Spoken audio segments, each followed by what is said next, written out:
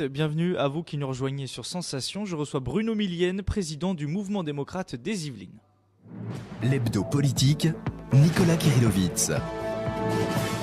Bruno Millienne, bonsoir. Bonsoir. Vous êtes né au Laos le 28 novembre 1959, vous avez donc 55 ans. Vous êtes marié et père de 3 enfants, le Laos, la Côte d'Ivoire, le Maroc. Jusqu'à vos 18 ans, vous avez eu la chance de beaucoup voyager avec vos parents. Quels enseignements vous en avez tirés de ces multiples voyages ? Alors d'abord, je vais vous mettre une toute petite précision. Je ne suis Allez-y. pas né au Laos, je suis né à Argenteuil, malheureusement, ça fait moins exotique. Mais je suis parti tout de suite. Ma mère est partie tout de suite au Laos. Elle était enseignante, donc j'avais des Vous parents. avez grandi au Laos alors ? J'ai grandi au Laos, toute ma petite enfance au Laos. L'enseignement qu'on en tire, il est d'abord, je pense, une ouverture d'esprit incroyable.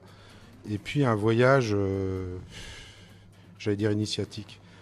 Oui, on peut dire ça comme ça, assez fantastique à la rencontre de cultures différentes qui vous font aimer et respecter les autres.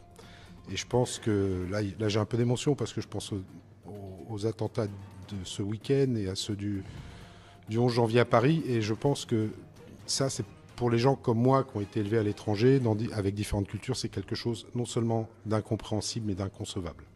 Vous avez fait une halte à la faculté de médecine de Xavier Bichat à Paris, mais les études, ce n'est pas forcément pour vous, c'est vous qui le dites. Vous vous tournez vers le journalisme sportif avant de basculer du côté technique et de rejoindre le groupe M6, où vous êtes devenu directeur de la continuité de l'antenne. Votre engagement politique a été plutôt tardif, puisqu'il date de la création du MoDem en 2007. À partir de cette année-là, vous participez à la campagne présidentielle, vous soutenez des candidats aux législatives et aux municipales. L'an passé, vous avez été élu conseiller municipal à Jumeauville. Vous étiez candidat aux européennes sur la liste UDI MoDem et vous êtes devenu président du Mouvement démocrate des Yvelines en novembre dernier. Avec vous, nous évoquerons l'actualité du MoDem et nous reviendrons sur la campagne pour les départementales dans les Yvelines. Mais tout de suite, c'est l'heure du Money Time. L'hebdo politique, le Money Time. On commence donc, Bruno Millienne, avec le Money Time. C'est une série de questions-réponses rapides. Le but, c'est d'apprendre à mieux vous connaître et voir si vous suivez bien l'actualité et si vous la connaissez bien et votre avis là-dessus. Aujourd'hui, d'après un baromètre IFOP, un tiers des demandeurs d'emploi affirment avoir été victimes de discrimination à l'embauche. Est-ce que être étranger aujourd'hui en France, avoir plus de 55 ans, être enceinte ou avoir un style vestimentaire trop décalé, c'est un frein dans notre vie professionnelle ? Malheureusement, je pense que oui. Malheureusement, je pense que oui, il y a des discriminations qui ne sont pas seulement dues au faciès ou au nom, il y a des discriminations aussi avec les femmes. Et ça, c'est dommage. Et je pense que depuis une trentaine d'années, on a laissé un petit peu dériver ça. Ça n'existait pas avant. Alors évidemment, j'ai vécu à l'étranger, je n'ai pas connu l'école en France, mais j'ai connu sur ma dernière année quand j'ai passé le bac. J'avais pas de juifs ou de musulmans comme copains. J'avais des Français de confession musulmane ou de confession juive. Et il n'y avait pas de différence. Et au fur et à mesure du temps, tout cela s'est délité. Et même quand on reçoit un CV, c'est pas mon cas, mais on le voit assez souvent, quand on reçoit un CV, si vous ne portez pas le bon nom, le CV n'est peut-être pas lu. La France vient de vendre pour la première fois son avion de chasse, le Rafale. L'acheteur, c'est l'Égypte, mais savez-vous combien d'avions précisément ont été vendus et le montant du contrat ? C'est assez faramineux quand même. Alors, le montant du contrat, c'est en milliards, je ne me souviens plus exactement le chiffre. C'est plus de 5 milliards, c'est plus de 5 milliards et c'est 24 avions. Exactement. L'avenir de la réserve parlementaire en question, chaque député dispose d'au moins 130 000 euros qu'il peut distribuer librement à des communes ou à des associations. Cette cagnotte, faut-il la supprimer ou imposer encore plus de transparence dans les attributions ? Peut-être faire plus de transparence dans les attributions, parce que malheureusement, cette cagnotte des députés, je le sais, puisque je vis dans une petite commune, on en a besoin. Un défaut et une qualité pour caractériser François Bayrou, le président du MoDem. Ah, mon Dieu. Une qualité. La vérité et la droiture. Et un défaut. Un défaut, la solitude peut-être. Comment vous informez-vous, presse écrite, web, télé ou radio, personnellement ? Les trois. Vous faites les trois ? Oui. Je suis très souvent sur le web, mais sur le web. Le matin radio et puis la télé, forcément, je vis dedans. Donc, Savez-vous la plateforme de partage de vidéos qui fête ses 10 ans actuellement ? YouTube. Exactement, c'est YouTube et c'est le clip Gangnam Style du coréen Psy qui détient le record du nombre de vues avec plus de 2 milliards. L'UMP va lancer un groupe de travail sur la place de l'islam en France. Le gouvernement, lui, va lancer une série de consultations sur l'influence des frères musulmans et des mouvements salafistes. Est-ce aujourd'hui une priorité ? Est-ce qu'on a raison de s'intéresser à ça, vous pensez ? On a raison de s'intéresser à ça, mais je pense qu'il y a deux facteurs qu'on a laissé tomber depuis très longtemps. et qui ont amené à ce communautarisme, c'est l'éducation et l'emploi. Artiste auréolé d'une victoire de la musique, Christine and the Queens, Julien Doré, Calogero, Alain Souchon. Quel est parmi ces noms-là votre artiste préféré à vous? Julien Doré. Julien Doré. La ministre de l'Éducation nationale, Najat Vallaud-Belkacem, a écarté l'idée de supprimer les notes à l'école primaire. Bonne ou mauvaise décision? Vous avez peut-être un avis là-dessus? Oui, j'ai un avis. C'est un vieux serpent de mer, hein, les notes qu'on doit supprimer ou pas. Je pense qu'il n'y a pas d'avis. Il y a simplement à avoir une pédagogie meilleure et intéresser les enfants à l'école. Voilà. Après, les notes, elles peuvent être traumatisantes, mais il faut savoir les expliquer. Vous, l'homme de télé, quel regard portez-vous dessus aujourd'hui sur la télé? Abusé, amusé ou satisfait de son évolution?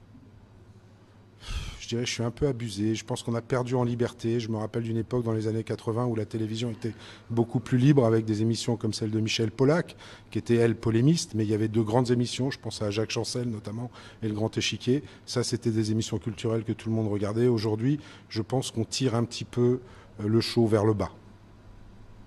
L'hebdo politique sur Sensation. Premier thème de cet hebdo politique en compagnie de Bruno Millienne, président du Modem 78. On va parler de votre parti, de son actualité d'un point de vue national. Et dans une seconde partie, on fera la même chose, mais d'un point de vue départemental. Bruno Millienne, dites-nous quel regard aujourd'hui vous portez sur le Modem. Est-ce que vous jugez son action aujourd'hui satisfaisante et efficace ou insuffisante au contraire? Alors, je pense que pour parler du Modem au niveau national, on a tenté une aventure à partir de 2007 qui était claire, c'était d'imposer une autre façon de faire de la politique. Alors, on nous a mis au centre. Moi, je veux bien parce qu'il faut classifier les gens, il faut bien les mettre quelque part. Sinon, vous seriez où pour vous? Eh ben, on ne serait pas, je dirais qu'on est devant. Mais je dirais surtout qu'on est pragmatique et réaliste. Bon, admettons, on est au centre, d'accord. On a eu, suite aux 18%, un peu plus même, de François Bayrou à la présidentielle en 2007, comme une espèce de vague et d'espoir. Et on pensait s'installer durablement à tous les échelons de l'échiquier politique. Force est de constater que ce n'est pas véritablement ce qui s'est passé. Peut-être que nous avons payé un petit peu trop cher notre indépendance. Mais pour autant, je n'ai pas de regrets. Je vais vous dire pourquoi. Parce que je pense que les Français savent nous situer malgré tout, apprécient nos idées. Et le gros paradoxe, c'est qu'on est très populaire dans les sondages, mais ça ne se traduit pas dans les urnes. C'est ce que j'allais vous dire. C'est un parti qui est apprécié des Français. 39% d'opinion favorable, soit le deuxième parti derrière l'UDI. Comment justement on peut expliquer ce décalage entre cette bonne image, cette image positive, et puis ce côté un peu disparu, on va dire, ce manque d'enthousiasme autour de votre parti? Comment vous expliquez ça? Parce que je pense que malheureusement ou heureusement, je ne sais pas si c'est malheureux ou heureux, mais je pense qu'en France, si on veut vraiment exister, il faut qu'on ait un maillage territorial important avec des élus. Et ça, petit à petit, on l'a perdu. Comment ça se fait que vous l'avez perdu? On l'a perdu parce que je pense que le parti est jeune. Hein. N'oubliez pas quand même qu'on n'a que 7 ans d'existence. Ça, c'est première chose. On n'a peut-être pas le savoir-faire de formation qui ont des traditions beaucoup plus anciennes comme l'UMP, qui est une émanation du RPR, ou le PS, ou même l'UDI. Si on prend le cas de l'UDI, ce n'est qu'une émanation de l'UMP. Ils étaient à l'UMP avant. Ils ont profité de toute cette expérience acquise à l'UMP pour après pouvoir sortir et être en ordre de bataille. Avec un groupe parlementaire, ils ont de l'argent. Je vais vous donner un exemple simple. Je crois que le budget, je ne vais pas donner les chiffres, mais le budget comparatif entre l'UMP et le Modem est de 1 à 100. Voilà. Ça résume un peu. Je ne vais pas dans la même cour. Pour l'instant, vous pensez que vous êtes au creux de la vague et que plus tard, finalement, ça va repartir? C'est un mauvais moment à passer? Moi, ce que je pense sincèrement, c'est que c'est pour ça un petit peu que je l'ai suivi, en dehors de son côté droit, parce que je pense que s'il y avait eu des affaires sur François Bayrou, elle serait sortie depuis longtemps, vu que c'est un peu le poil à gratter de la politique. Oui, ça a été, pour certains, dont ma mère, qui était enseignante, un très bon ministre, pourtant socialiste, ma mère, donc il n'avait rien à voir avec le centre. Et je pense que je l'ai suivi pour ça, pour sa droiture et cette espèce de loyauté, et ce fait qu'effectivement il fasse passer l'humain avant toute chose. C'est-à-dire que tous les projets qu'il a montés, l'humain était au centre de tout, avec des relations relativement simples. Alors ça va remonter. Hein, je suis pas devin, bien sûr, je l'espère. Vous voyez bien qu'aujourd'hui il y a quand même un petit quelque chose qui bouge au niveau politique en France, c'est que le PS ne va pas si bien que ça, on le sait très bien, hein, il est un peu séparé en deux ailes qui vont avoir du mal à se réconcilier, une aile un petit peu plus dure et dogmatique, et une aile plus social-libérale. L'UMP, c'est en quelque sorte la même chose. L'UMP, c'est la même chose, avec une droite un petit peu plus dure, et puis une droite plus modérée, incarnée notamment, entre autres, par Alain Juppé. Et face à ces deux mastodontes, on a une force qui émerge qui, elle, n'est pas ma tasse de thé, et vous vous en doutez, c'est le Front National. Donc je ne vois pas comment, en continuant à rester dans ce système qu'on a en ce moment en France avec deux gros mastodontes qui ne sont pas unis, d'accord, à l'intérieur même de leur base, face à un FN qui monte, on va pouvoir s'en sortir et arrêter et endiguer ce flot de vote FN qui grandit à élection après élection. Ça veut dire quoi? Ça veut dire que vous imaginez un parti, un axe transpartisan, une plateforme, appelez ça comme vous voulez. Modem, UDI, et puis ceux du PS et de l'UMP qui seraient prêts à vous rejoindre? Écoutez, franchement, ça se dessinait déjà un petit peu avant les événements du 11 janvier. Depuis ce qui s'est passé avec l'affaire de Charlie Hebdo, ce qui se passe aujourd'hui à Copenhague, je pense qu'il y a un moment où il faut qu'on arrête. Je crois que j'avais écrit, je ne sais plus où, quelque part, que nos bisbilles politiques semblaient bien mesquines par rapport à tout ce qui se passe dans le monde. Donc j'aimerais bien qu'on arrête un instant ça, que les gens de bonne volonté se parlent, parce que l'important c'est de se parler, peu importe d'où on vient, dès l'instant où on n'est pas ni trop dogmatique ni trop extrémiste, et qu'on soit capable de mettre un petit mouchoir sur ses convictions profondes pour l'intérêt général. Je crois qu'on en a vraiment besoin. Alors le parti à la mode au centre, ça semble être devenu l'UDI, en tout cas ces dernières élections, sur les derniers suffrages. L'Union des démocrates et indépendants, quel est le rapport? Quel doit être le rapport entre le Modem et l'UDI? Est-ce que c'est vu comme un allié indéfectible? Est-ce que c'est vu comme un concurrent quelque part? Comment le Modem doit-il gérer nous, on gère sa relation avec l'autre parti du centre? Nous, on gère pas. Enfin, l'UDI est un parti. L'UDI est libre de ses choix et fait ce qu'il veut. Il y avait une initiative pour les européennes. Oui, l'alternative a très bien fonctionné. Pourquoi elle n'a pas continué? Elle a très bien fonctionné parce que d'abord, l'UDI et le Modem, au moins sur l'Europe, on est raccord totalement, à 100%. On est les seuls europhiles français. Donc à partir de là, ça ne pouvait que fonctionner. Et ce n'est pas forcément le cas d'un point de vue national.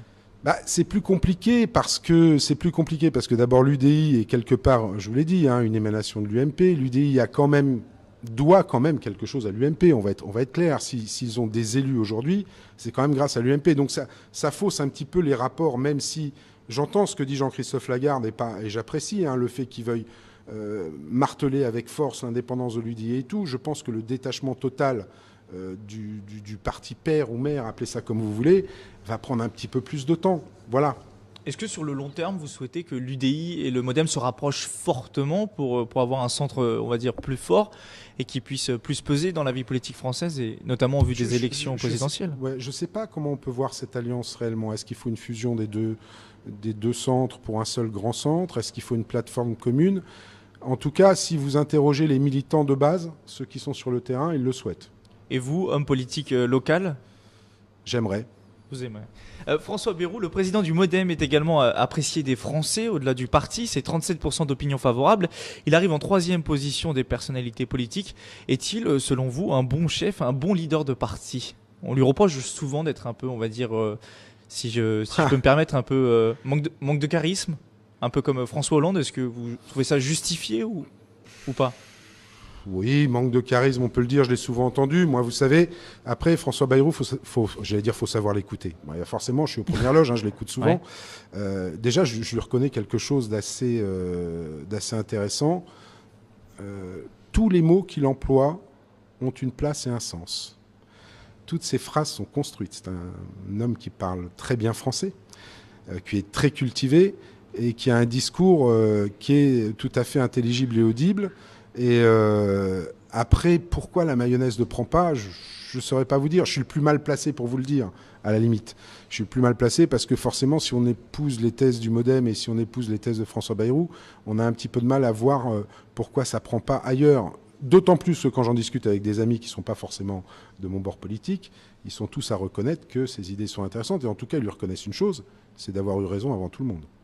François Bayrou est loin devant Marine Le Pen en termes d'opinion favorable. À ce propos, le leader du Modem a évoqué récemment la montée en puissance du FN dans la vie politique française. Il s'est prononcé en faveur de la fin du scrutin majoritaire et la mise en place de la proportionnelle. Pour lui, selon François Bayrou, c'est lorsque les extrêmes seront dans les assemblées qu'on découvrira leur incohérence et leur faiblesse. Est-ce que vous partagez ce point de vue aussi?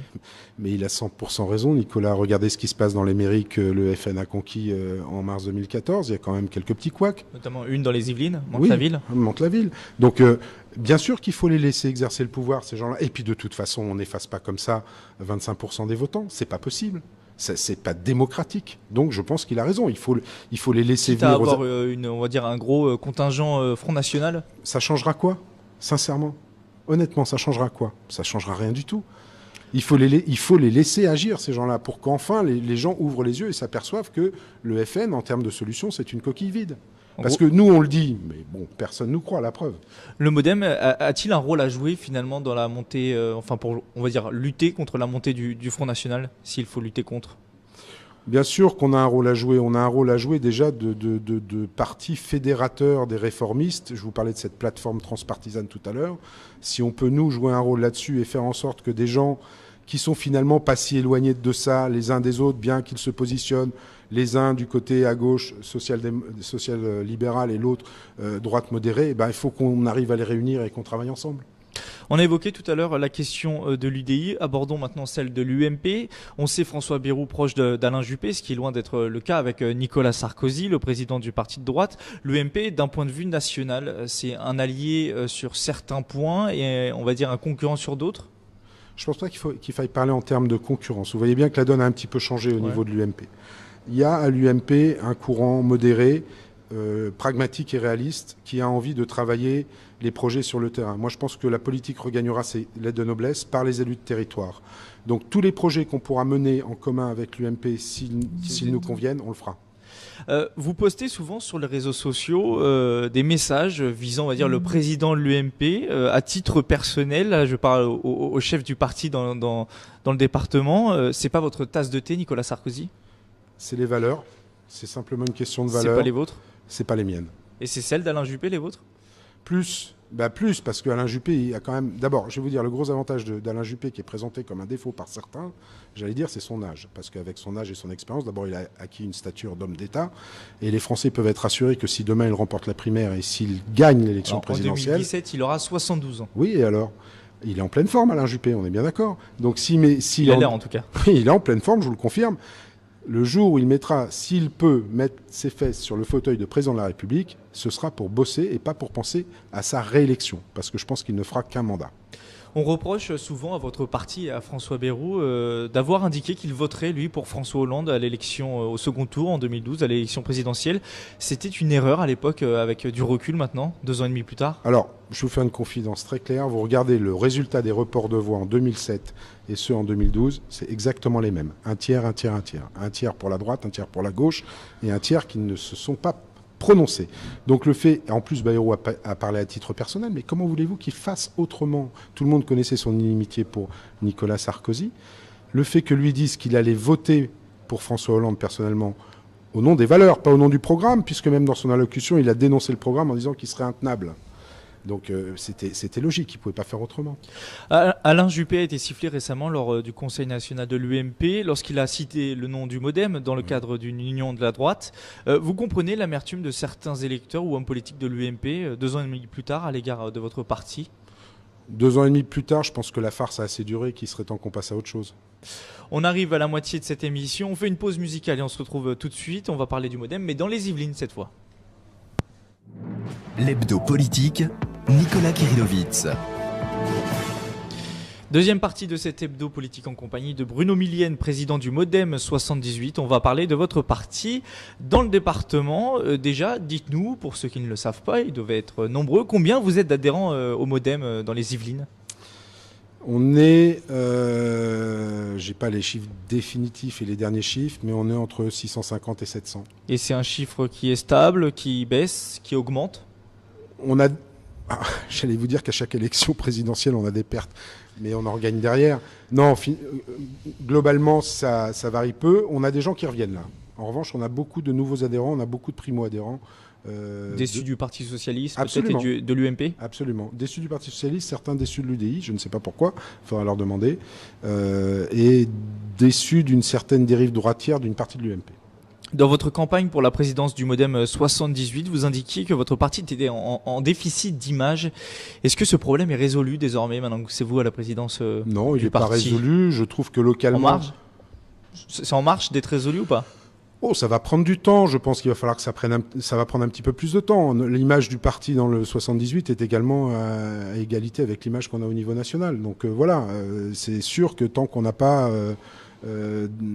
quelques dizaines d'élus en vue, voilà, c'est plus difficile. Et puis, j'aime pas trop non plus que tirer toujours l'image du parti à moi et que je sois le seul représentant du parti. Donc, nous, on va mettre en place des choses dans les Yvelines, on va travailler, parce que je compare aujourd'hui le MoDem dans les Yvelines à une femme dans une entreprise. À poste égal, elle doit faire 2 fois plus la preuve de ses capacités. Donc on va bosser, on va faire des roadshows sur des thèmes qui intéressent les Français et on va circuler dans les Yvelines. Donc il y aura un thème qu'on débattra pendant 1 mois et demi ou 2 mois dans les Yvelines à chaque fois et après on changera de thème. Et à chaque fois, les chefs de projet seront des personnes différentes pour mettre différentes personnes du parti en valeur dans le département. Et pour le moment, comment se passe votre mandat, on va dire votre début de mandat ? Écoutez, ça se passe plutôt bien. Je crois que d'abord, les gens me connaissaient un petit peu puisque j'ai assuré l'intérim de Bruno Tabary pendant près d'1 an. Voilà, on a un peu construit toute cette aventure qu'on est en train de commencer, on l'a construite ensemble. Alors le dossier chaud que vous avez eu à gérer ces derniers temps, c'était la préparation des élections départementales. Vous avez trouvé un terrain d'entente avec la majorité sortante Ensemble pour les Yvelines qui réunit l'UMP et l'UDI pour les départementales. C'est un accord qui vous satisfait ? En termes de places réservées, je ne peux pas vous dire qu'on est satisfait. Alors, vous avez 2 suppléants, c'est voilà, ça, dont moi sur le canton de Bonnières et Michel de Vaucouleurs à Poissy. L'idée qui a prévalu là-dessus, on s'est posé la question. On s'est dit, on est en capacité d'aller sur les 21 cantons. C'est pas un souci. Trouver 2 personnes pour aller faire les cantonales, un binôme en l'occurrence. Sur le MoDem aurait pu tout seul. Oui, absolument. On aurait pu très bien y aller. Y aller pour faire, allez, on va être honnête, entre 8 et 12%. Et continuer une espèce de spirale de l'échec dans le département, c'est pas franchement ma tasse de thé. Donc on en a beaucoup discuté en bureau départemental et on s'est dit qu'on pensait que le moment était venu effectivement de renouer le dialogue qui s'était un peu distendu, notamment avec les gens de l'UMP. Donc on est allé voir Pierre Bédier, je suis allé voir Pierre Bédier, on a discuté. Et comme au niveau programmatique, notamment sur le Mantois, Poissy, enfin on va dire le Val-de-Seine dans sa globalité, on partage à peu près les mêmes choses, qu'il y a une volonté effectivement de construire des projets communs sur des idées qui nous rassemblent. On s'est dit pourquoi pas y aller. Bien évidemment, quand on est arrivé, vous vous doutez bien qu'il y avait beaucoup de places qui étaient prises. En plus, c'est difficile, on n'a pas de conseillers généraux sortants, d'accord ? On n'a pas de maire, on a peu de maires adjoints. Donc sur une élection comme les élections départementales, ça laisse pas beaucoup de place. C'est mieux que rien, quoi. Non, je dis pas c'est mieux que rien, je dis que c'est le début de quelque chose. Voilà. Et cette alliance entre l'UMP, l'UDI, le MoDem, ça va durer dans le département ou c'est uniquement pour ces élections-là ? Non, je pense que ça va durer et vous le verrez par la suite pour la bonne et simple raison que on a bien vu ce qu'a fait le Parti socialiste depuis 2012. Je pense que pas grand monde ne s'attendait à cette catastrophe. Preuve qu'ils ont insuffisamment préparé l'alternance politique. Et là, on n'a plus le choix. Enfin, on n'a plus le choix. C'est pas dans le sens négatif que je le dis. Là, maintenant, il est temps, effectivement, ce que je vous disais, de mettre toutes les bonnes volontés autour de la table et de travailler ensemble sur un projet commun pour le bien des concitoyens. C'est par exemple, je vais le citer parce que c'est sur cette mairie-là, ça marche formidablement bien. Ça marche bien aussi à Mantes-la-Jolie. Mais sur Poissy, avec Carl Olive, c'est quelque chose qu'on a mis en place. Il y a 3 conseillers municipaux MoDem là-bas, dont un maire adjoint. Et je peux vous dire que ça travaille dur et ça travaille dans l'intérêt des piscaillers. Et c'est exactement ça qu'on cherche. Donc finalement, là-dessus, on ne peut pas avoir tellement de différence, puisque seul le résultat perçu par les concitoyens compte. Il y a quelques semaines, vous sembliez un peu critique vis-à-vis de l'attitude de l'UDI pour ces élections départementales. Quelles sont vos relations avec le parti de centre droit et plus particulièrement avec Arnaud Richard, son président ? Il y a des discussions souvent ? Non, il n'y en a pas trop. Je ne vais pas vous cacher que dans le département, c'est pas facile. Mais comme quand dans des familles, des cousins peuvent ne pas être d'accord, ça s'embrouille. Et puis j'espère qu'un jour, on se rabibochera. Je crois que c'est l'intérêt de tous. Quel est l'adversaire numéro 1 de cette campagne du groupe Ensemble pour les Yvelines ? C'est le Front National, le Parti Socialiste ou les autres partis de gauche ? On va le cacher à personne. Je pense que l'adversaire numéro 1, c'est le Front National. Quel regard justement vous portez sur le Front National qui monte dans le département ? Ça vous inquiète ou pas tant que ça finalement ? Vous dites qu'ensemble, vous n'aurez pas du mal à les battre ? C'est forcément inquiétant parce que on ne sait pas où se situe la réalité du vote. Est-ce que c'est un vote d'adhésion ? Je ne le crois pas. Il y a un vote contestataire, c'est sûr. Quel est le niveau entre les deux ? On ne sait pas trop. Je suis inquiet parce que les thèses vous comprenez bien, vu mon passé, vu mon enfance, toutes ces thèses de renfermement sur soi, de refermer les frontières, de se rabougrir sur son soi personnel, d'arrêter l'euro, qui est pour moi quelque chose de totalement mortifère, forcément ça m'inquiète. D'un côté ça m'inquiète et d'un autre côté je me dis, allez, quand bien même le Front National arriverait au pouvoir en 2017, je pense qu'il n'aura pas les moyens, moi, de gouverner parce que l'Assemblée ne sera pas à sa couleur. Et c'est pour ça aussi qu'il faut que vous soyez unis, on va dire à droite et au centre. Je pense qu'il faut qu'on présente effectivement quelque chose qui soit autre chose que l'UMP ou le PS, cet affrontement qu'on connaît depuis 30 ans et qui ne fonctionne pas. Il faut que vraiment tous les gens de bonne volonté se mettent en marche et se lèvent. Quand l'UMP, à travers Pierre Bédier, président sortant du Conseil général des Yvelines, dit espérer le grand chelem pour ces départementales, c'est-à-dire un Conseil général et un Conseil départemental dans le futur, 100% du couleur de l'étiquette ensemble pour les Yvelines, vous le souhaitez aussi, ou alors pour le débat, pour la démocratie, c'est pas forcément souhaitable? Oh oui, il y a bien des gens qui me diront que pour la démocratie, c'est pas souhaitable. Après, si vous considérez que le Conseil général demain doit devenir une espèce d'entreprise qui doit fonctionner comme une entreprise, vaut mieux avoir une équipe soudée. Donc, ça serait pas forcément, vous dites... Non, une équipe soudée, ça veut dire des gens qui ont porté le même projet aux élections et qui se retrouvent ensemble pour travailler. Enfin, moi, je suis issu de la société civile. Dans les équipes que j'ai à gérer, quand les équipes ne sont pas soudées, ça fonctionne moins bien que quand elles sont soudées. Voilà, tout simplement. Un mot maintenant sur l'abstention. Là, c'est très important pour ces élections, anciennement les cantonales, je l'ai dit. En 2011, elle dépassait les 55%. Est-ce que c'est pas finalement ça, le premier ennemi d'un parti qui se présente à ces élections? C'est plutôt l'abstention? C'est forcément l'abstention, parce que après, quand vous prenez le pourcentage des votants par rapport au pourcentage d'électeurs, vous voyez que ça manque un petit peu de légitimité. L'abstention, et c'est la vraie question qu'on devrait se poser. C'est pour ça que cette plateforme transpartisane, j'y tiens beaucoup, parce qu'aujourd'hui, il est clair que si on regarde les résultats des abstentions sur les 3 dernières élections, municipales, européennes et celles qui vont avoir lieu là pour les départementales, on estime à peu près à 58%, si je ne m'abuse. Ouais, les derniers sondages disent ça. 58%. Ça veut dire quand même que plus d'un Français sur 2 ne se déplacera pas pour voter pour les cantonales, pour leur département. Alors le département, c'est quand même le lien privilégié entre l'État, le Conseil général, c'est le lien privilégié entre le département et les communes. Les communes, notamment les communes rurales, sans le département, elles ne peuvent pas faire grand-chose. Donc c'est quand même quelque chose d'important. C'est quelqu'un qui affecte la vie des concitoyens au quotidien. C'est pas quelque chose d'abstrait comme ça. Donc, comment on fait justement pour lutter contre l'abstention? La pédagogie. Il y a la pédagogie, il y a proposer, encore une fois, une autre offre politique que celle traditionnelle qu'on connaît depuis 30 ans. L'hebdo politique sur Sensation. C'est la fin de cet hebdo politique. Merci Bruno Millienne d'avoir été notre invité, d'avoir répondu à nos questions.